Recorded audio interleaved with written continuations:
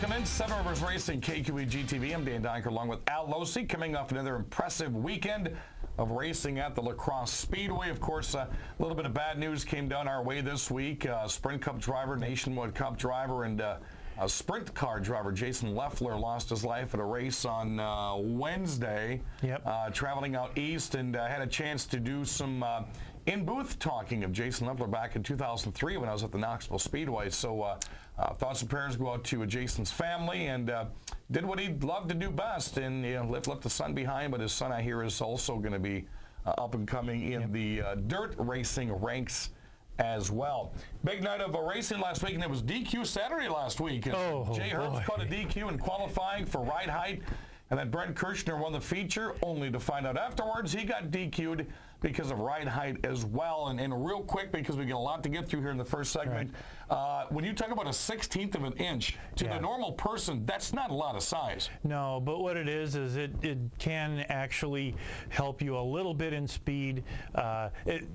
It's something that does happen to everybody just because there's shock settling, the spring settling. They weren't trying to get away with anything. It's just a way to keep everybody equal. And the worst thing you can hear when you're going through inspection is that clunk.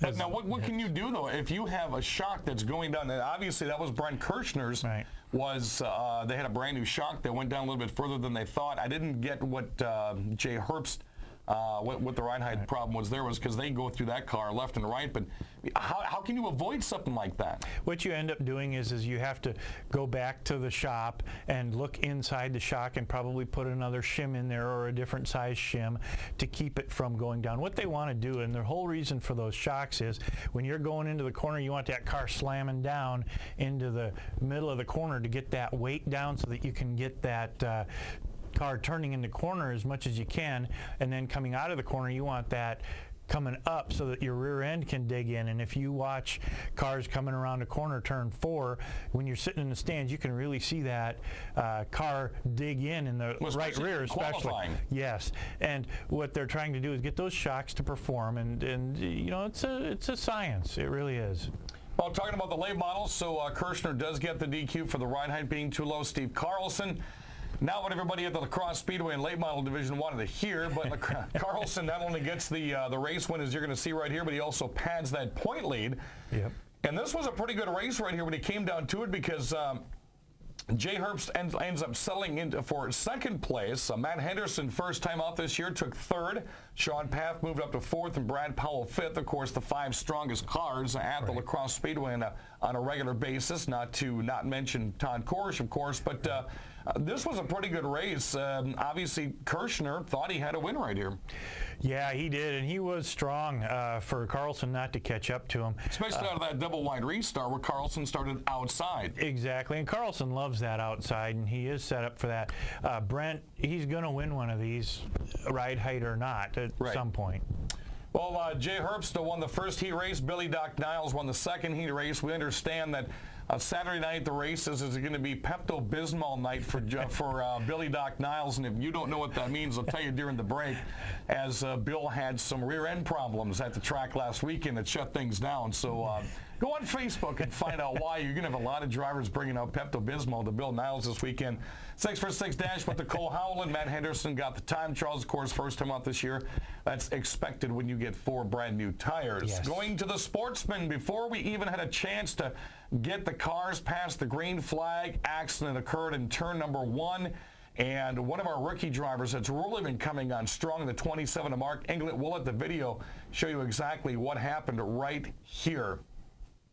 Tuft of smoke, on the brakes. Hard hit. Full speed into turn 1. We heard he had a foot problem. He was taken to the hospital that night, and from what I had understood, things had turned out okay.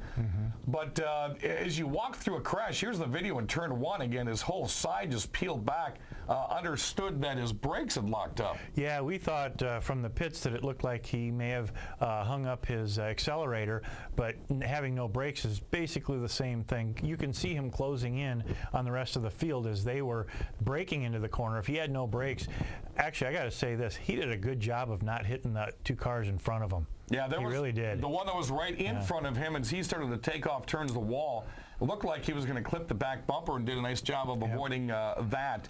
Going back to the sportsman, though, Jared Logging has really made a statement in 2 different classes this year. He did it in the sportsman class on Saturday night. As you're going to see right here, he held off some hard challenges. The cars you would expect to be right behind Jimmy Gilster, Greg Scheck, Brian Hesselberg, and Jake Arneson. And this was quite the night, as Logging has had a couple of impressive runs here the past couple of weeks. Yeah, especially to hold off Gilster like that. He hasn't been out a whole lot, and so he's got to have some pretty darn fresh tires. And Logging really had his car set up well. And for Logging, I mean, that's the same car he's had out there for years on end. He's, of course, running in the Outlaws that we're going to talk about here in a moment. And it's Lucky Motorsports, but he's had some of the worst luck over the past 2 or 3 years. Works diligently in his car back at home and down at the racetrack. Only has a couple of people working on it, but does a nice job. As you see, Jeff Thompson and Josh Hazley got into it right at the end of that race right there, but Logging was going to pick up the win. Jimmy Gilster won the Dash for Cash. The Grape 8 Brian Hesselberg won the heat race, and Billy Martin, where did that come from? First time ever he qualified fastest. Yeah, Billy's usually fast in the races. Once they do the inversion, he's so good at keeping his line. I wonder where he did get that extra speed. Thunderstocks coming up next. Jason Bolster had his way with the Crosse Speedway's Action Track quarter mile as he fended off Jordan Myers, Mark Chalet, Adam Moore, and Andy Moore. And that's an accomplishment. If you've seen, when we entered the races, Adam and Andy Moore were tied for the point lead, and for Bolster, he knew that, and he had to put as much distance between his number 8 car and those two as he could. Yeah, because once they caught him, if they could catch up to him, it was going to be a dogfight. Of course, Adam Moore won a heat race. Jason Bolster won the other heat race. Moore's still on top of the heap, as you see racing Jason Bolster go back and to pick up the checkered flag. One more feature to show you. The Outlaws were back out Friday night. Wayne Smith has used to be the Alsmatron, if I remember correctly. Now he's got a new nickname on that. He came out in the Outlaw and had to work his way through a tough field. He beat Tom Lethe, Cole Shosey, Jason Bolster, and Mark Chalet. Matter of fact, Cole Shosey gets the prize for finishing in the top 3 with the least amount of body parts. Oh boy, a late model out there. The body panels are a little bit softer than some of these sports or Thunder stocks, and it did take a pounding. Well, of course, he came back out after getting pretty much the entire front end and the side panels ripped off. Reminiscent to a couple weeks ago where he finished the race and his entire driver's side was peeled back on the back straightaway. Like a sardine can. So Cole Shosey won a heat race, and Jared Logging won the time trials. When we come back, big night of racing per se coming up this Saturday at the La Crosse Speedway. Also, if you are in La Crosse and Monroe counties, wanted to see some dirt track racing Friday night, you need to get up to MTS because you're free. We're going to explain that to you when we come back. And we'll be visited by a monkey clan right here on the Seminars Racing Show, KQEG-TV.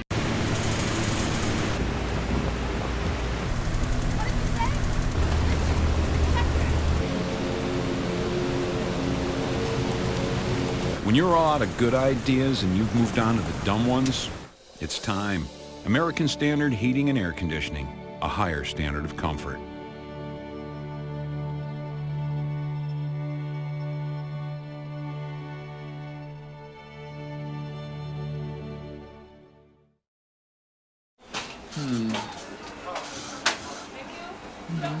May I take your order?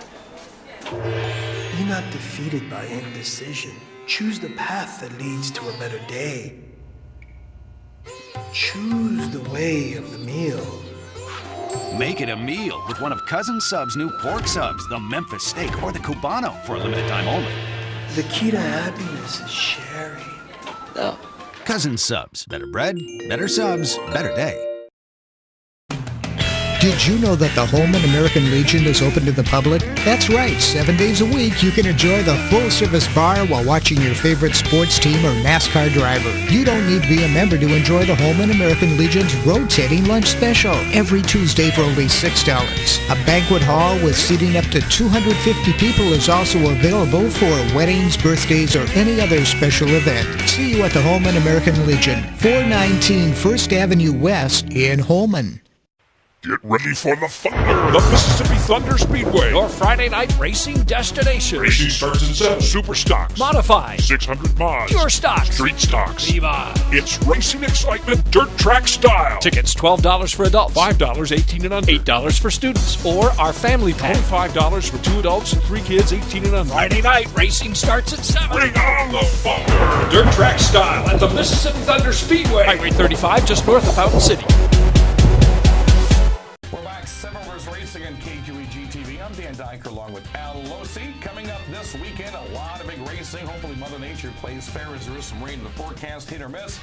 Friday night, this show, of course, was taped on Thursday. So on Friday night, this Friday night, if you head to the Mississippi Thunder Speedway and you live in La Crosse County or Monroe County, you show an ID at the gate that you live in one of those two counties, you get to see some of the area's best dirt track racing for free. That's one of the best 4-letter words besides buffet. I'd like to do some spell checking there. But, you know, you're right, Dan. As soon as this came out, I know everybody on our racing team, all their friends are going to be heading up there. There's going to be a caravan. If you go up there, you're going to know a lot of people, because as soon as this came out, like you said, people are heading up there. Well, it was just La Crosse County, so I did some talking with track owner Bob Tim and said, you know, there's a lot of Monroe County that would love to come up there on a Friday night that haven't been there in a while or that go every single weekend, and we'd save a little money. So we opened things up on late Tuesday, early Wednesday. So as you're watching the program, if you're watching this on Friday, well, head out tonight. Right. And Mississippi Thunder Speedway in Fountain City, right off the highway. What time does it start? The A and B mini modifieds started at 6 o'clock, and then everything else, we have some hot lap sessions in between. And then the regular racing of the other 7 divisions starts at 7. And the car counts have been phenomenal, especially the super stocks and the B mods this year. So La Crosse and Monroe County, get up there. You're going to be getting in for free. Now, when you come back Saturday, we have a different segment going on at the La Crosse Speedway. One of my favorite times. Matter of fact, the last time my guest was on the program was during Smash-o-rama, because we taped it at the Speedway. Saturday night, we will have some racing. We'll have Thunder stocks. We'll have Hornets. But then how about a T-bone crash, figure 8 race, second one of the year. The monster trucks come out, and this is a good time with the late models and sportsmen. Get a break, maybe spend some family time, spend some picnic time, or maybe just stand on the hill. Yeah, that's exactly right. A lot of the people that are on our racing team are going to be sitting on the hill because it gives them a chance to relax and enjoy the show rather than be the show. Well, again, Smash-o-rama coming up to La Crosse Speedway Saturday night. I do want to mention that Mississippi Thunder Friday night. First 100 kids to the gate get a free checkered flag, and there will be a water balloon toss. And I wonder if they're going to do that on the front straightaway, because water and dirt just don't mix too well. Except if you're a monkey. And one of those monkeys that's going to be racing during Smash-o-rama on Saturday night at La Crosse Speedway is my guest. Been a good friend of mine, I think, ever since I've lived in the entire area. Got to know his family really well. That would be the monkey man, Angie Piotrowski, and his daughter, Angie. Nice to have you guys in. All right, thank you, and thanks for having us on the show. Appreciate it. The timing was good, because I didn't realize the last time we had you guys on. Absolutely, I just saw it on YouTube last night as well. Yep. Was standing in front of a monster truck at the Speedway. You bet. Yep, I kind of thought about that. I thought, wow, we got some good timing going on here. So. Of course, John enters this season in a spot I don't think you've been in quite a long time because of some past car problems. He's currently 11th out of 53 drivers in the point standings. Yep. You got a new car this year, but I don't think you expected to be where you're sitting right now at the beginning of the year. It is an awesome ride, and we lucked out, and we got off to a good start, and we've been real consistent throughout the season so far. And we're gonna make a run for the top 5. There you go. We're going to try it. Over past seasons, and I'm surprised Angie, who is the car owner, and your daughter hasn't worn out sets of keyboards on Facebook. She not only has computer problems at work, but the car problems you have had as such a dedicated driver have just bit you guys for years. My God. The last 2 years have just been a sheer nightmare, and it got to the point where we actually stepped back to reevaluate, is this what we want to do, you know? And we thought long and hard, and we had opportunity to buy a different car, and we got it, and boy, I tell you, that thing is just a rocket out there. It handles nice, and she goes, it's a Honda Civic, and she just tears the track right up. You know what's funny about Angie is I've had her on Facebook forever, and I told her this at the racetrack, I think it was 2 weeks ago, last time the Hornets raced. It could be a Tuesday in the middle of whenever, And if I was in a coma for 6 weeks and woke up and it was a Tuesday, I know when the races are because of your Facebook Tuesday. Yeah. Not Monday, or by Tuesday after the races, you're ready to go again. Yeah, I absolutely love racing, and I love watching him race. Now, it's interesting, and I don't know how many times you see this, that a daughter of a family is the car owner. Explain that. Well, he's always wanted to race. He couldn't afford it himself, so I didn't want to race, so I just said, all right, let's do this, and put the money for it and bought the car. It's kind of an even trade. What a good father. Absolutely, you bet. I tell you, I would not be doing this without her. She's my #1 support, and that's in and out of the garage too. Absolutely, you bet. I've seen pictures. She gets her hands dirty. Oh, way dirty, way dirty. I'll tell you what. I don't know too many girls that are her age that know as much about a car or racing as she does. She just 100%. Next time you guys get a hand, you're short-handed. Yeah, absolutely. She got somebody. Get up to Holman once in a while on a Tuesday night. Yeah, she's not afraid to dig into her, boy. He tells me what to do, and I just jump in and go. Yep. That's how you learn.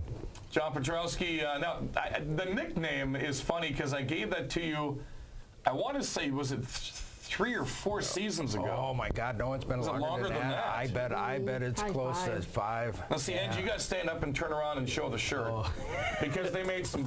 The racing apparel this year was simply outstanding. Monkey Man 53 in the back, and of course we got some monkeys that are in the car. And, oh yeah. And I've had a lot of people. I'll let you explain why, out of all the nicknames I've given it to Speedway, is it a monkey? I have a purple monkey in the car that races with me. He's my tag along, and that's what started it.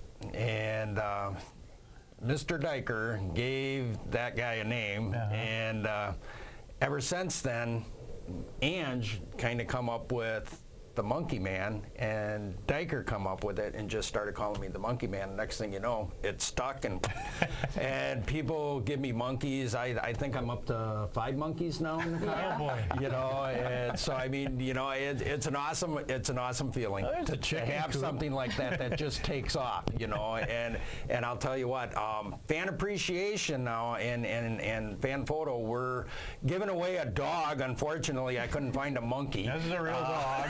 Not a real dog, a stuffed dog. Yeah, I got to explain that, a stuffed dog.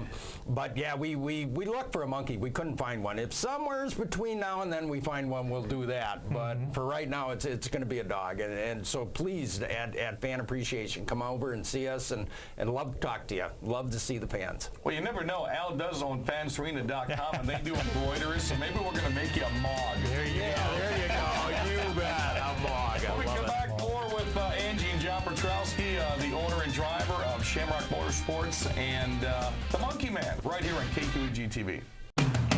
Did you know that the Holman American Legion is open to the public? That's right, 7 days a week you can enjoy the full-service bar while watching your favorite sports team or NASCAR driver. You don't need to be a member to enjoy the Holman American Legion's rotating lunch special every Tuesday for only $6. A banquet hall with seating up to 250 people is also available for weddings, birthdays, or any other special event. See you at the Holman American Legion, 419 First Avenue West in Holman.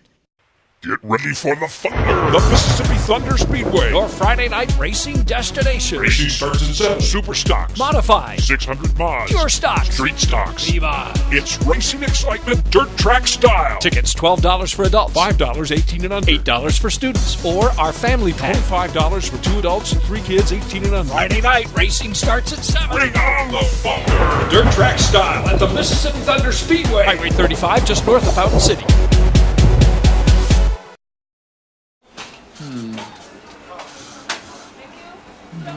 May I take your order? Be not defeated by indecision. Choose the path that leads to a better day. Choose the way of the meal. Make it a meal with one of Cousin Sub's new pork subs, the Memphis steak, or the Cubano for a limited time only. The key to happiness is sharing. Oh. Cousin Subs. Better bread, better subs, better day. We're back one more time to Seven Rivers Racing here in KQEG-TV, along with Al Losi. I'm Dan Dyker. Our guest in the studio are the owner and driver of Shamrock Motorsports, the number 53 Hornet at the Crosse Speedway, otherwise known as the Monkey Man. Running 11th in points. out of 53 total cars. Now, to me, that's a large number of cars, but I wasn't here, say 10, 15 years ago when the Hornet class was 100, 125. Wow, I can't believe. I can't even picture that portion of the pits having that many cars. They used to pit us on the outside. There were that's right. so many of us. That's right. That's right. And oh my God, I tell you, it was different then. I tell you, you know, we'd run 4 heats.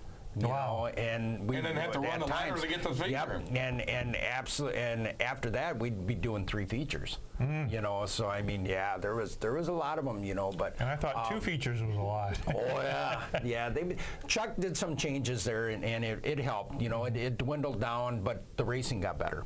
You know, the car count went down, but the racing really got good. And that was going to be my next question, because if you look at 53 cars now, some of them, of course, have only made maybe 1 or 2 races. So I just lumped in the total car count, but still, John's running 11th, I would say, out of a solid 40 that have been repetitively there. And then they also run the 2 features every night. You put 20-some plus cars in the action track quarter. I mean, that's a lot of cars that are out there. A lot of bumping. But you're exactly right, is if you look at the Thunder stocks, everybody thinks of maybe 4 names. Lacrosse late models, you think of 5 names. Sportsman, you think of 5 names. This year, in the Hornet class, out of the years I've been in lacrosse, there's at least 15 or 20 names that could take this point championship. Absolutely. It's tight. And I'll tell you what, it's fun. You know, the last time we raced, 2 weeks ago? 3 weeks ago, it was some of the cleanest, funnest racing we've had there in a long time. And that's hard to do because it's 20-some cars. Oh, you bet. And I mean, it's to go caution-free in both of them. Is both features. It was just unbelievable. I don't think I've ever had a night like that, but I want to say that the last 2 Hornet races at the Crosse Speedway have gone caution-free. And that's actually a testament to all the drivers. Absolutely. Because there's different personalities, there's different agendas out there for different reasons, and for everybody to be racing that well, it really does say something about the quality of racing. In that division, generally moves up to the other division, so that says something good for the hit for the we got a lot of heads-up drivers out there, and it's fun. It is fun. And the competition this year is hands down outstanding. I mean, you're going to have your rookies that come out and make their rookie mistakes, obviously, but again, on any given weekend like this Saturday, it's anybody's get. It's not the Kim Strongs and the Nate Towners and the Bornitzes anymore that when you say a Hornet, oh, well, they're going to win this. It's so wide open. It is. The competition level is just unbelievable. And anybody, you know, it doesn't matter where you start either. You know, you can work your way through the pack, you know, or you can get out in front and just go. You know, so I mean, the competition level is just unbelievable. So Angie, when Dad is on the track, I mean, obviously you guys spend so much time with each other, and Wendy Leach and Larry Hollitz, I mean, you guys have your group that always pit next to each other, and they become very good friends over the years at the Crosse Speedway. But now Dad's on the track, and you stand by the fence, or you try to get up on the hill as you can. What's going through your mind every time he's on the track going, that's my car? Just try not hitting nothing, try to avoid everything, and just hope for the best and scream a lot.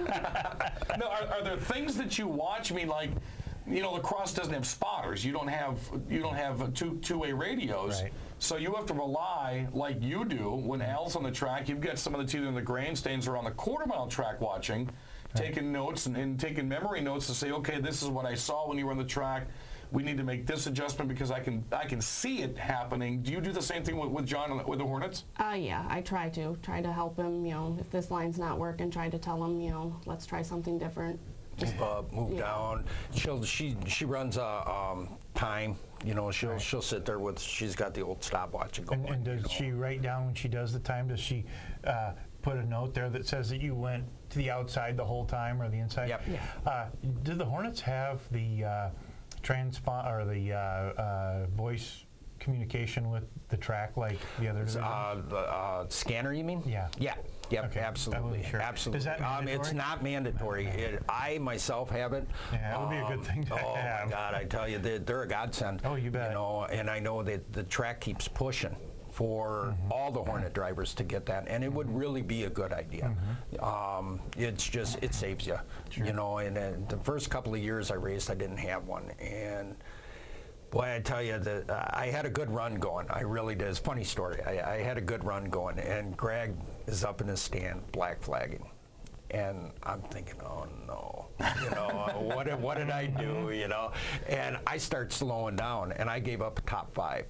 Because I did not know it was the guy who was on my inside. Oh, and I'm like, oh my God, you know. So I mean, yeah, they have their purpose, you know, and that's just one of them. But boy, I tell you, they sure come in handy, you know. It's something to Hornet drivers at home or prospering Hornet drivers. Make sure you keep that as a mental note. You know, it's one of the most economical classes at the Crosse Speedway, and pretty much any track that runs Hornets is going to get a nice number, because they don't have to be a 73 Chevy Monte, which are so hard to come by, like the Moores running the Thunderstocks. We have guys running, you know, 2008 and 9 probes that have been junked out there as well. When you talk about the economical sense of running in that class, it's pretty much a no-brainer. Absolutely, it is affordable. I mean, as affordable as racing can be, you know. But all in all, our budget, you know, I mean, you get maybe, you know, $5,000 to $1,000 a year, you know, and you can get by with that, you know, and you can be competitive on that, you know, and that's just, it's unbelievable, you know, and I really do enjoy it, you know. And it's something else is I really appreciate the Hornet drivers since I've been at La Crosse that wrap their cars. I mean, Nate Towner comes to mind right off the bat, and Kim Strawn, because were the first ones that ever stuck out when I got there. John's been doing a nice job of presenting what his car looks like because he cares about it. Pride of ownership. And you can tell by their apparel they're doing the same thing. And there's a lot of Hornet drivers now, the Beamises and the Thompsons and the Molines, that are getting their big fan groups together. They're getting the T-shirts. Right. And it's neat to see that grow every single weekend. John, before we let you go, sponsor time. Who's on 2013? Shamrock Motorsports, obviously. I would not be here without her at all. And then we have a kind of a family-orientated sponsorship, and it's really nice. It's really nice.